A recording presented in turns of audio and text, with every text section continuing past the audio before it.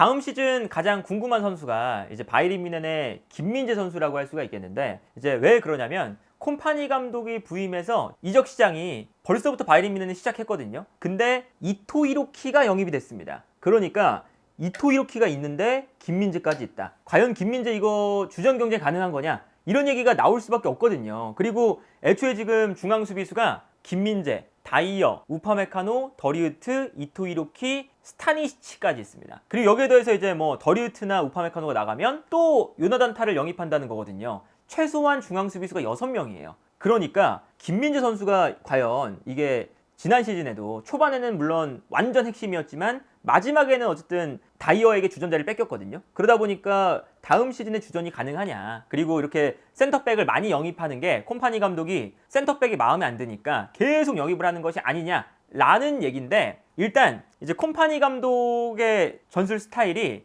이제 영입하는 것에서도 좀 느껴져요. 아마도 과르디올라 감독이라던가 이제 아르테타 감독 같은 센터백을 많이 쓰는 전술을 좀 쓰고 싶어 하는 것 같습니다. 예를 들면 아르테타 감독이 이제 어쩔 때는 오른쪽에 벤 화이트, 살리바, 마갈량이스, 왼쪽에 토미아스 혹은 키비오르, 포 센터백을 써요. 그리고 마찬가지죠. 과르디올라 감독.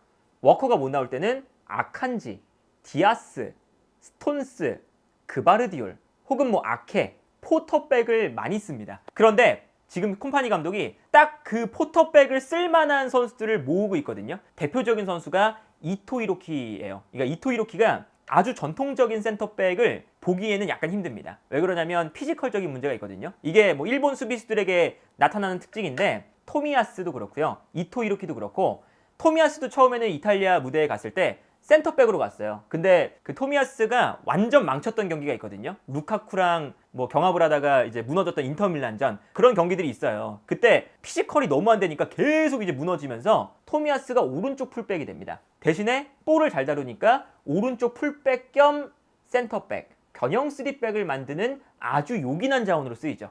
이토 히로키도 마찬가지예요. 이토 히로키는 이제 센터백도 보긴 하지만 이토 히로키도 센터백 자리에서는 엄청나게 견고한 모습까지는 아니에요. 그리고 약간 피지컬적인 문제가 있거든요, 이 선수도. 그러다 보니까 왼쪽 풀백으로 썼는데, 왼쪽 풀백 자리에서 기본적으로 볼을 잘 다루니까 풀백도 되지만 밸런스를 맞춰주는 역할도 하고, 어쩔 때는 안쪽으로 들어오기도 하고, 변형 3백 겸 혹은 뭐 인버티드 풀백을 할 수 있는 아주 유동성이 강한 선수가 됐죠. 그러니까 요게 이제 그 일본 수비수의 강점이라고 할 수가 있는 거거든요. 그래서 이토 히로키를 영입한 건 마치 과르디올라 감독이 쓰는 그바르디올 혹은 아케, 뭐 과거에는 라포르테가 풀백으로 뛰기 싫어서 이제 불만이 좀 많았었죠. 이제 그런 것처럼 왼쪽 풀백 자리, 요 자리에 아마 이토 히로키를 활용해서 변형 3백을 쓸 가능성이 매우 높습니다. 그래서 오른쪽 풀백도 지금 누가 이름이 나오고 있냐면, 스타니시치가 레버쿠젠에 갔다가 되게 잘했어요. 근데 레버쿠젠에서도 풀백 겸 센터백을 봤거든요. 그리고 이 선수가 원래 센터백과 풀백이 다 가능한 선수라서 지금 오른쪽 풀백 자리에 있었던 마즈라이를 방출하고 스타니시치를 남겨서 오른쪽에 스타니시치, 왼쪽에 이토 히로키를 쓴다는 거예요. 그러면 가운데는 누가 남느냐? 김민재, 우파메카노, 더리우트, 다이어가 남는데, 지금 아주 재미있는 얘기가 콤파니 감독은 라인을 끌어올리잖아요. 그 라인을 끌어올리면 결국에는 빠른 선수가 우선이라는 거예요. 운동 능력이 좋고. 그런데 우리가 이제 그 많이 예상했던 실수를 너무 많이 하는 우파메카노. 우파메카노가 이 실수를 많이 한 게 되게 오래됐거든요. 바이에른 뮌헨이 그래서 이제 우파메카노를 내보내려고 했던 건데, 콤파니 감독이 온 다음에는 기류가 바뀌었습니다. 더리우트보다 운동 능력이 좋은 우파메카노를 다음 시즌에 쓰고 싶다. 그래서 지금 바이에른 뮌헨이 더리우트를 오히려 판매 대상에 올려놨어요. 그리고 요나단 타를 영입할 가능성이 높아지고 있죠. 이건 어떤 걸 뜻하냐면, 오른쪽에 우파메카노와 요나단 타. 요나단 타도 스피드가 매우 빠른 센터백에 속합니다. 덩치가 큰데 도르트문트에 있는 쥘레랑 좀 비슷한 유형이거든요. 키가 크다 보니까 민첩성은 좀 떨어져도 속도가 붙으면 뒷공간 커버를 되게 빠른 스피드로 하는 선수예요. 그래서 이제 쥘레를 평가할 때도 저 육중한 몸에서 스피드가 뭐 35km까지 나오니까 엄청 빠른 수비수를 평가를 받잖아요. 그래서 심지어 풀백도 뛰었거든요, 쥘레는. 그런 것처럼 이제 요나단 타도 스피드가 매우 빠른 선수에 속합니다. 이거는 이제 영입 기조를 봤을 때 왼쪽에 이토 히로키를 영입한 건 약간 센터백 라인에 있다가 3백을 만들다가 인버티드 풀백을 했다가, 이러한 이제 유동성이 많은 자원으로 영입을 한 거고, 우파메카노를 남기고 이제 요나단타를 영입하는 건 뒷공간 커버를 운동 능력이 좋은 선수를 위해서 남겨둔다. 스타니시치도 마찬가지죠. 가운데로 들어왔다가 측면으로 나갔다 하면서 변형 3백을 만들어줄 수 있는 자원으로 지금 생각을 하고 있는 것 같습니다. 기본적으로 이런 것들을 보면 좌우 풀백에 애초에 지금 센터백을 구상을 하고 있는 거예요. 그러니까 김민재라던가 우파메카노라던가 이제 요 센터백 라인에 더더욱 센터백이 많이 필요해지는 거죠. 그래서 지금 센터백이 많아지고 있다라고 보시면 되겠고, 왼쪽 풀백 자리에 알폰소 데이비스도 지금 나간다는 얘기가 많잖아요. 그래서 원래는 알폰소 데이비스가 나간 다음에 알폰소 데이비스와 비슷한 특성을 가지고 있는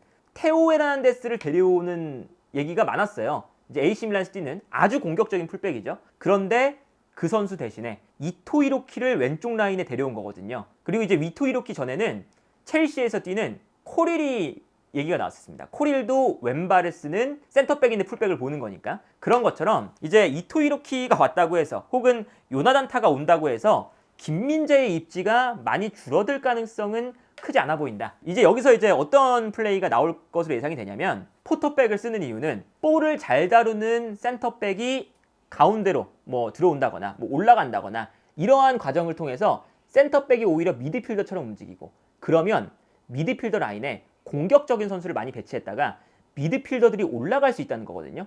그러면 오히려 센터백에 가까운 수비력이 좋은 선수가 밑에서 이 공간을 커버하는 게 오히려 미드필더가 중앙에 있고 풀백이 올라가는 것보다 더 효율적이다.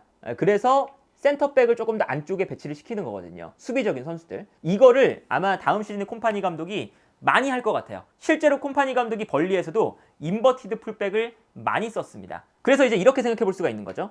왼쪽에 이토 히로키, 이제 센터백 라인에서는 왼쪽에 뛸 수 있는 선수가 김민재다 보니까 김민재, 오른쪽에는 우파메카노나 더리우트가 나가면 이제 요나단타, 그리고 오른쪽 풀백에는 스타니시치. 그래서 예를 들면 뭐 스타니시치가 오버래핑을 한다. 그러면 이제 이토 히로키가 중앙으로 들어와서 3백이 되고, 상황에 따라서는 뭐 스타니시치가 좀 중앙으로 들어오면 이토 히로키가 올라간다거나 안쪽으로 인버티드 풀백처럼 뛸 수도 있고, 아니면 아예 그냥 두 명의 풀백이 다 가운데로 들어올 수도 있고, 이러한 형태가 아마 다음 시즌에 이루어질 것 같고요. 지금 이제 그 운동 능력 좋은 센터백을 콤파니 감독이 되게 이제 그 스타일이 명확한 감독이다 보니까 운동 능력 좋은 선수를 일단 좋아합니다. 그래서 다음 시즌 김민재 선수가 기대가 되는 건, 투엘 감독은 이제 라인을 올리는 게 안 되니까 결국엔 내렸었어요. 내렸으니까 김민재 선수의 좀 단점이죠. 튀어나간다거나 약간은 이제 위치 선정에 좀 아쉬움이 있다거나 그런 게 이제 좀 티가 났거든요. 그런데 이렇게 그냥 올라가 버리면 이때부터는 이제 운동 능력 싸움이니까 오히려 김민재 선수에게도 지난 시즌보다 본인의 강점을 보여줄 수 있는 길이 오히려 센터백이 영입됐음에도 불구하고 열렸다.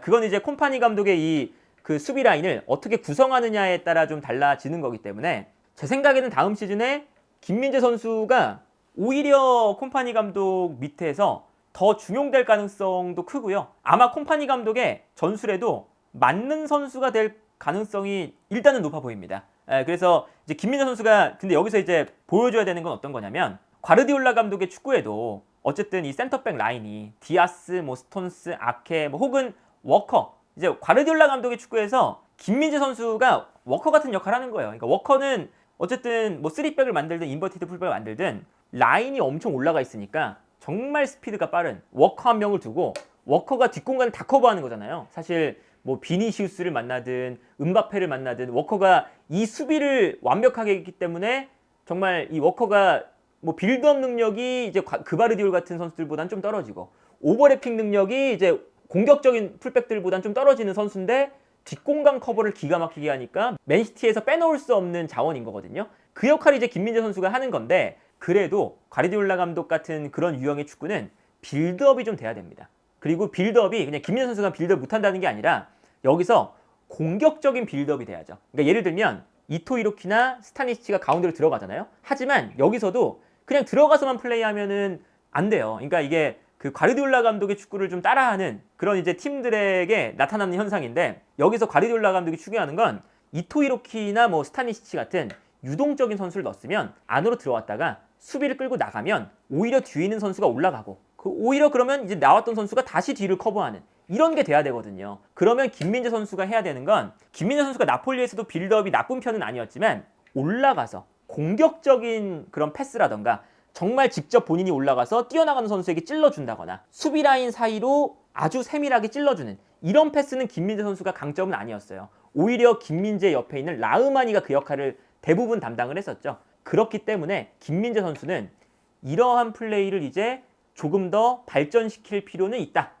본인이 직접 올라가서 찔러줄 수 있는 뭐 이토 히로키까지는 아니더라도 그에 준하는 패스, 요 찔러주는 패스 능력은 김민재 선수가 분명히 조금 더 갈고 닦아야 되는 부분이고 이 부분만 김민재 선수가 조금 더 좋아지면 뒷공간 커버는 사실 김민재보다 잘하는 선수가 지금 바이에른 뮌헨에 없거든요. 김민재 선수가 그러한 특성 부분에서는 콤파니 감독의 전술에 아주 잘 맞는 선수다 보니까 공격적인 이 패스 찔러주는 능력 요것만 콤파니 감독과 조금 더 맞아지고 그리고 콤파니 감독이 김민재 선수에게 아마도 그러한 지점들을 계속 발전시켜 주려고 노력을 할 거니까 그러면 김민재 선수가 바이에른 뮌헨에서 다음 시즌에는 분명히 더 좋은 퍼포먼스를 보여줄 가능성이 크다.